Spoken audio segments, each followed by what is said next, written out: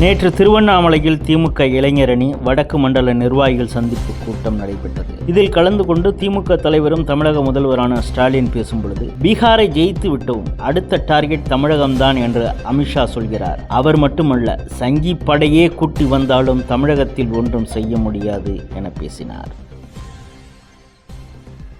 இந்தியாவிலேயே பிஜேபிக்கு எதிராக ஐடியாலஜிக்கல் ஃபைட் பண்ணிக்கிட்டு இருக்கக்கூடிய ஒரே மாநில கட்சி நம்முடைய திமுக தான். அவங்களால வெற்றி கொள்ள முடியாதது நம்முடைய தமிழ்நாட்டை மட்டும்தான். அதனால்தான் அமித்ஷா போன்றவருக்கு நம்ம மேல எரிச்சல். பேசினாங்கல்ல, அண்மையில கூட என்ன பேசினார் அவரு? பீகாரை ஜெயிச்சிட்டோம், அடுத்த டார்கெட் தமிழ்நாடு தான் சொல்றாரு. மாண்புமிகு அமித்ஷா அவர்களே, நீங்க இல்ல, உங்க சங்கி படையே கூட்டிக்கிட்டு வந்தாலும் உங்களால் ஒண்ணும் இங்க பண்ண முடியாது. இது தமிழ்நாடு, இது தமிழ்நாடு. எங்களுடைய கேரக்டரையே புரிஞ்சிக்க மாட்டீங்களா?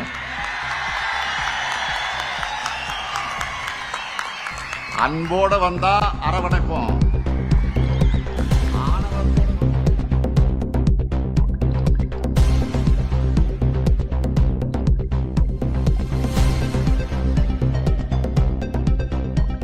திருச்சியில் செய்தியாளர்களை சந்தித்த நாம் தமிழர் கட்சியின் தலைமை ஒருங்கிணைப்பாளர் சீமான், திமுகவினருக்கு கருணாநிதி தவிர வேறு புலவரே தெரியாது என கிண்டலாக பேசியுள்ளார்.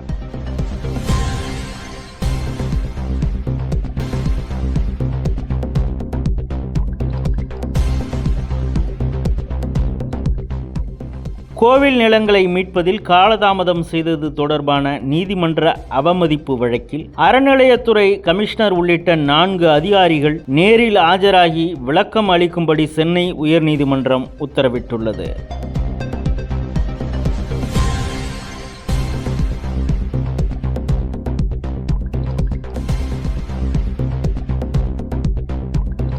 டெல்டா மாவட்டமான தஞ்சாவூரில் ஜனவரி மாதம் நடக்கும் பொங்கல் பண்டிகை விழாவில் பிரதமர் நரேந்திர மோடி பங்கேற்க உள்ளதாக தகவல் வெளியாகியுள்ளது.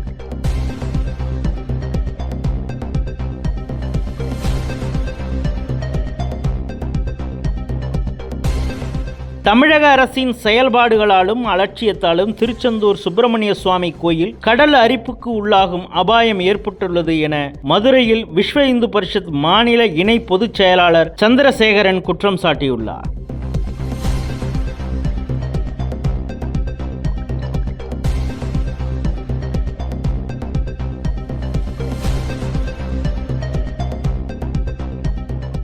பேரரசர் 2ஆம் பெரும்புடுகு முத்தரையரை கௌரவிக்கும் வகையில் சிறப்பு அஞ்சல் தலையை குடியரசு துணைத் தலைவர் CP ராதாகிருஷ்ணன் வெளியிட்டது மகிழ்ச்சி அளிப்பதாக பிரதமர் மோடி தனது எக்ஸ் வலைதளத்தில் பதிவிட்டுள்ளார்.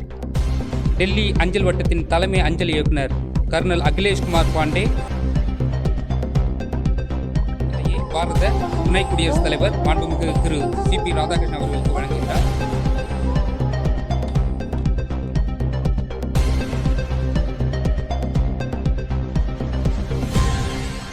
நாட்டின் நீண்ட தூர தாக்குதல் திறனை வலுப்படுத்தும் விதமாக DRDO எனப்படும் இராணுவ ஆராய்ச்சி மற்றும் மேம்பாட்டு அமைப்பால் உருவாக்கப்படும் 120 கிலோமீட்டர் தூர இலக்கை தாக்கும் மேம்படுத்தப்பட்ட பினாக்கா ஏவுகணைகளை 2500 கோடி ரூபாய்க்கு வாங்க நம் இராணுவம் முடிவு செய்துள்ளது.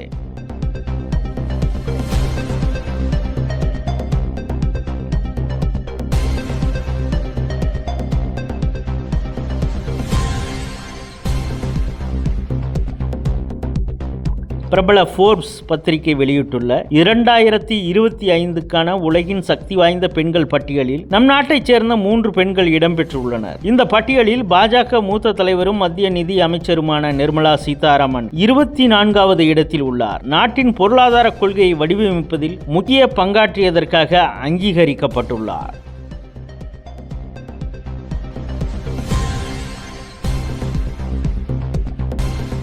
ராணுவ அகாடமியில் பயிற்சி முடித்த வீரர்களுடன் ராணுவ தளபதி உபேந்திர திரிவேதி தண்டால் எடுத்து தனது உடற்பயிற்சி திறன்களை வெளிப்படுத்தினார். இது தொடர்பான வீடியோ இணையத்தில் வைரலாகி வருகிறது.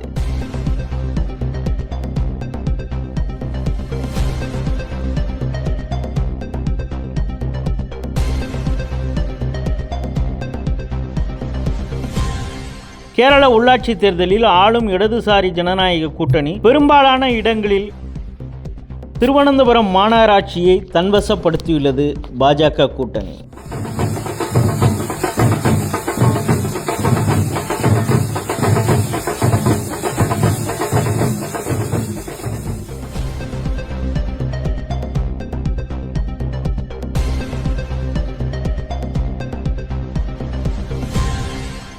வக்ஃப் சட்ட திருத்த விவாதத்தில் முக்கிய இடம் பிடித்த கேரளாவின் முன்னம்பம் பகுதியில் பாஜக வெற்றி பெற்று இருக்கிறது.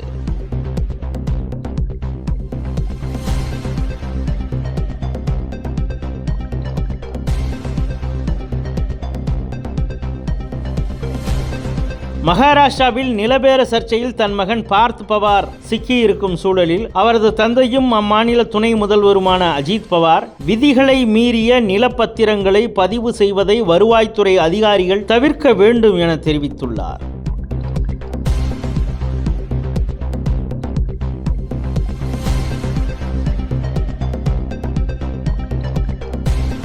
பாஜகவின் தேசிய செயல் தலைவராக நிதின் நபீன் நியமனம் செய்யப்பட்டுள்ளார். தற்போதைய தேசிய செயல் தலைவர் JP நட்டாவின் பதவிக்காலம் முடிந்த நிலையில் இந்த அறிவிப்பை வெளியிட்டுள்ளது பாஜக தலைவர்.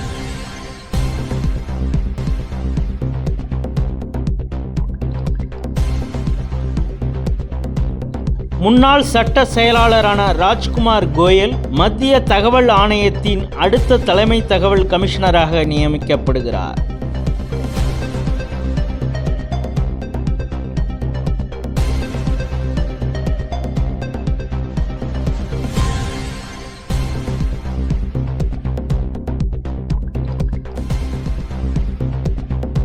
உலக புகழ்பெற்ற கால்பந்து வீரர் லியோனெல் மெஸ்ஸி மேற்கு வங்க மாநிலம் கொல்கட்டாவில் பங்கேற்ற அவரது சிலை திறப்பு மற்றும் ரசிகர்கள் சந்திப்பு நிகழ்ச்சியில் அதிக கட்டணம் செலுத்தியும் அவரை காண முடியாததால் ஆத்திரமடைந்த ரசிகர்கள் மைதானத்தை சூறையாடினர்.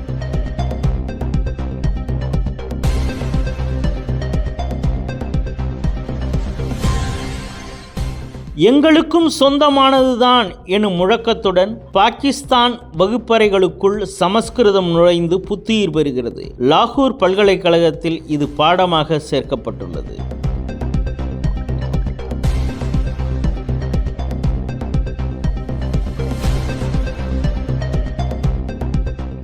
ஆஸ்திரேலியாவில் துப்பாக்கிச் சூடு நடத்திய பயங்கரவாதிகள் இருவரும் பாகிஸ்தானில் இருந்து ஆஸ்திரேலியாவுக்கு குடிபெயர்ந்து உள்ளனர் என்பது விசாரணையில் தெரிய வந்துள்ளது. எந்த அமைப்பை சேர்ந்தவர்கள் எதற்கு தாக்குதல் நடத்தினர் என்பது குறித்த விசாரணை நடந்து வருகிறது.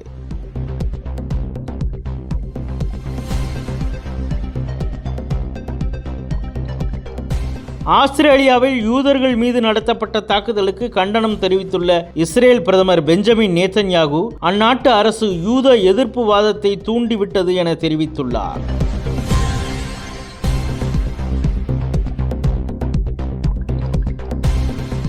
அமெரிக்காவின் பிரவுன் பல்கலைக்கழகத்தில் நடத்தப்பட்ட துப்பாக்கிச் சூட்டில் 2 பேர் உயிரிழந்துள்ளனர். மேலும் 8 பேர் நிலைமை கவலைக்கிடமாக உள்ளது.